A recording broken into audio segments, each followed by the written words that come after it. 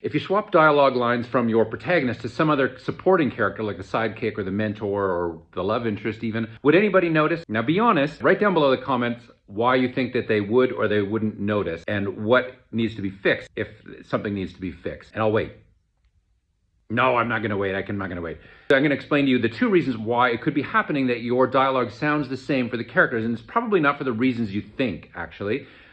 People tend to think that the reason why their character sounds the same is that they haven't sufficiently distinguished the manner of speaking of their character. So a character talks with a really pronounced accent and that's written in the dialogue. And that can be part of the way that you solve that. And it's more obvious in a film. And really, there's a deeper reason why your characters are sounding the same, that it's not about the manner in which they're speaking. The real reason is twofold. The first is that your characters are not sufficiently rooted in the conflict of the story and solving the conflict that is the heart of your story. There's no sense of urgency and motivation in their conversation. So what ends up happening when they're not driven with a direction is that all your characters will tend to sound like you.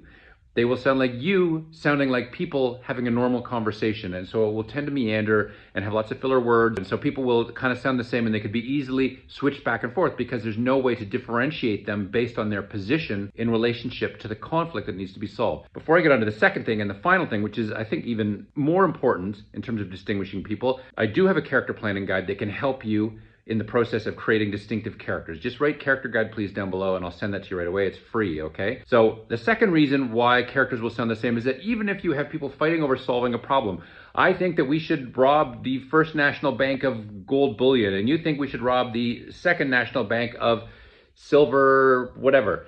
We could switch sides and still be arguing about a conflict, but not necessarily sounding different. What makes us different is our intentions and motivations in that scene. And by our, I mean our characters. What is the thing that is driving them to make the point that they're trying to make? And there's two elements to that. One is that they want to solve the problem. And the second is that they have an underlying motivation based on a deep need that they have as a character to resolve in the world. And that is expressed through an intention in the conversation. That intention is their attempt to actualize their motivation. I need to be valued as an important contributor to this team of bank robbers.